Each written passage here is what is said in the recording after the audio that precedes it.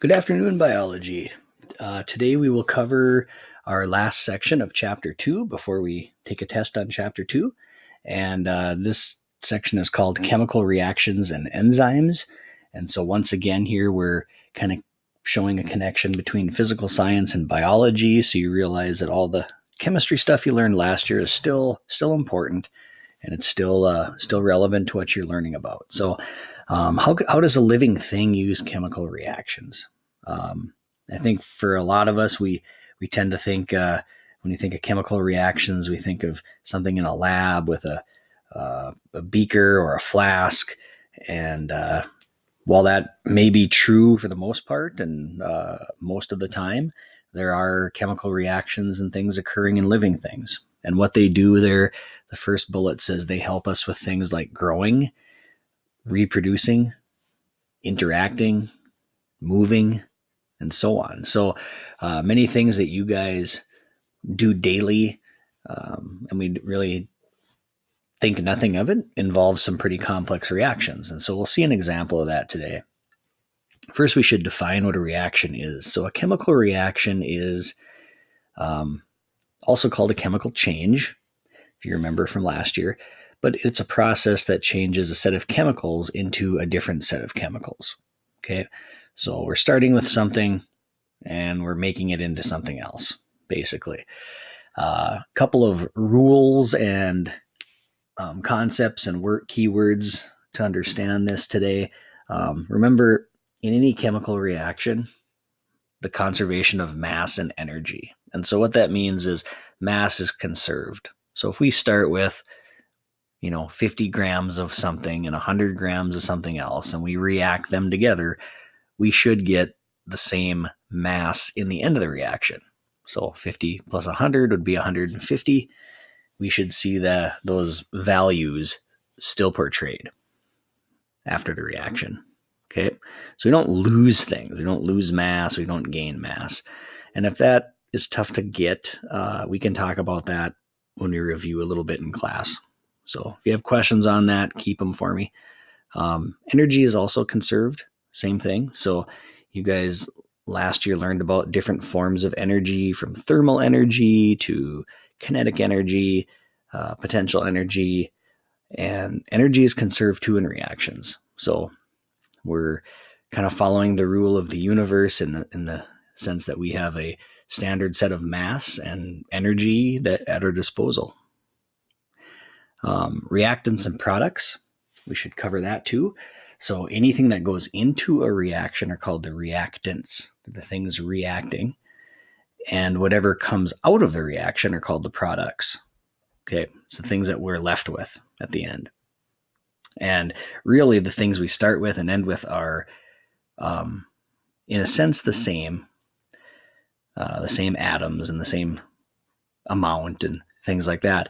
But the key here is we're rearranging the bonds that join the atoms. So, we might have two atoms bonded, we might break that bond. Or we might have two atoms that weren't bonded, we might bond them. Okay, so really it's a rearranging. It's very much like taking a set of Legos that form an object like a car and taking them apart and rearranging them and making a different object, a horse or something. Kind of a good analogy. All right, so here we have a chemical reaction that happens in your body. Okay, this was scanned in from your book, so it's a little fuzzy, but don't let all the chemistry make you panic. Okay, I'll talk you through this. So in your body, you have tissues, right? Let's say you have some muscles in your legs or something. Okay, and you have lungs. And connecting those two organs are capillaries, which are your little tiny blood vessels that exchange gases to your cells. Okay. And so we know we breathe for the main purpose of getting what? Oxygen, right? Okay. But we also breathe out, and what we breathe out is called CO2, carbon dioxide, waste product produced by our cells. So in those tissues and in those cells, we create CO2 and it enters our capillaries, and we all know we breathe it out, right? But how do we do that? Okay. And we see there's a reaction that takes place. The CO2 actually bonds with H2O, water, and forms a bigger molecule, okay, H2CO3.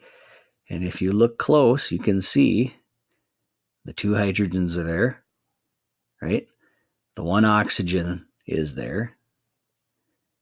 And then the carbon and the 2 oxygens there are also here, right? So we've kept every atom mass conserved, right? And you might say, well, what is H2CO3?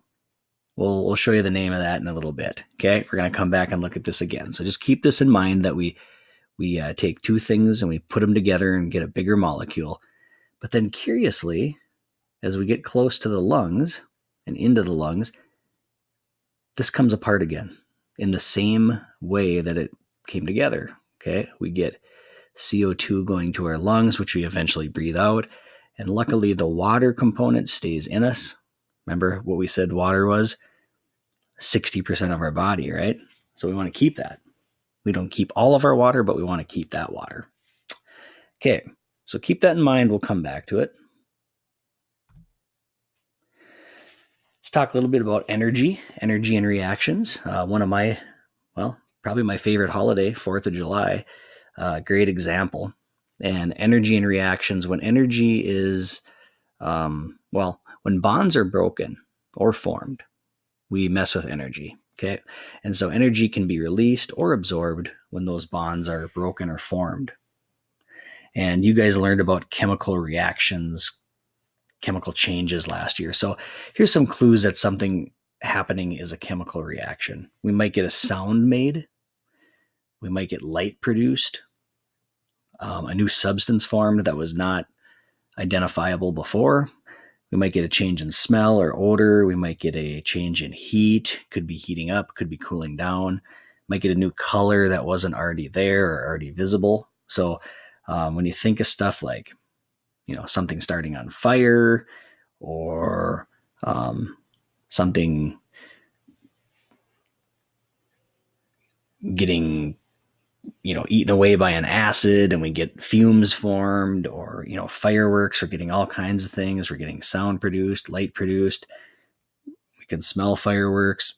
They're hot if you've been by them. We get a lot of clues that prove to us that what's going on is a chemical reaction. So this should say chemical there. Sorry for leaving that word out there. All right, so a couple other words there. And you may have gone over these in 9th grade. You may not have. My guess is you probably didn't, but you may have. Activation energy. So if you think about the word activate, it means to get started, right? To initiate. And so that's the energy. Notice my abbreviation for energy, just something I've used since college.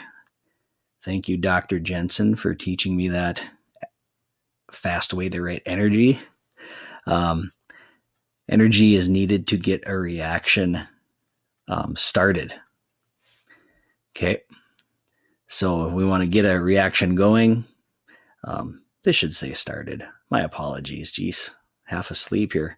For instance, if I have a piece of paper, let's say a $20 bill or the title to my car or something like that, if I just hold it out in the air, I don't worry constantly that it's going to start on fire, right?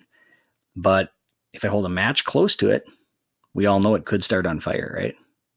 And I don't even necessarily have to touch the flame to the paper to see that reaction start, right?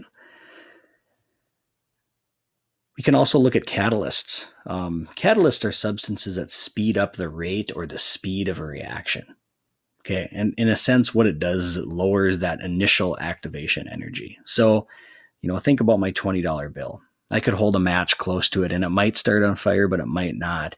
However, if I put an accelerant on that piece of paper, a catalyst, okay, something that will speed up the rate of the reaction, like gasoline. If I dip that $20 bill in gasoline and then put a match closer to it, we probably expect a different result, right? We expect something to happen either faster or more explosive. And so in this case, the gasoline kind of acts as a catalyst or an accelerant. And living things have catalysts. We have what are called enzymes. I know you've heard the word enzymes. Maybe you really never knew what they meant, but basically it's a catalyst in biology, and they're proteins. They're specific proteins in living things that speed up reactions in cells. So it makes things happen quicker, and without those enzymes, things wouldn't happen quick enough. Okay, so we can come back and look at this again. And now we have a little more info. So I've given you a name of an enzyme, which is shown here, this red word, carbonic anhydrase. And one little hint to you in life here is anytime you see something like this written with ASE at the end, ACE, generally that's an enzyme. And generally they're named for what they do. Okay. And so this one, notice, comes into play in here. And the job of this enzyme is to basically speed up this reaction. Okay. And so, oh, my bad. Sensitive mouse here. CO2 comes together with water to form what's called carbonic acid. So that was my question earlier. If any of you knew the name of this, if you didn't, that's fine. It's called carbonic acid. Okay. But through the use of carbonic anhydrase enzyme, we're able to speed this up thousands of times quicker. Okay. Otherwise, we wouldn't actually be able to get the CO2 out of our cells fast enough, and things wouldn't work. Okay. So they work very specifically to do things in your body. And you don't need to know all the names of the bicarbonate here and the hydrogen ion. And you might know it. And if you know it, great, good for you. But you don't necessarily have to. Just know that there's enzymes that speed things up faster. So we can survive. And you don't have to think about this. You don't have to think consciously about breathing at all, usually, right? Let alone concentrating on making sure that the CO2 bonds to the water and makes carbonic acid and then comes apart again and gets rid of the CO2. We don't have to think about it. So very cool, some of the chemistry that actually happens in living things. All right. So how does an enzyme work? In a fairly simple diagram, I guess, we have things called substrates. These are the reactants in these reactions. I know we get all these extra words when we jump from physical science to biology, but it is what it is. Okay. So we have these substrates. Notice how they're bonded together. They're stuck together. They're chemically bonded. Every enzyme has a very specific job. Okay. So we see the enzyme has this thing called an active site, which is basically like a port or a plug-in or plug-in, I think, is probably the easiest thing that comes to mind. Notice the substrate is shaped so it would fit into that plug-in. Okay, it's a specific, just like plugging a plug-in into a wall outlet, right? If we get a perfect puzzle fit, then the bond will break. Okay, and then we can release those products separately, and the enzyme can function to do it again. And so that's basically how it works. It's kind of like a key sticking into a padlock, or a combination on your locker, the right key to start your car engine. We need that specific fit. Okay, so once again, the enzyme has that active site, or that lock, so to speak. The substrate would be the key, right? If it makes a match here, then we can break a bond, get our products, and the enzyme can do its job once again. All right, thanks for watching. I know chemistry can be a little confusing at times. Hopefully my explanations helped you. If not, if you still have questions, we will review this in class next time I see you guys. So in the meantime, please go and fill out the Google form called 2.4 Chemical Reactions and Enzymes. Thank you.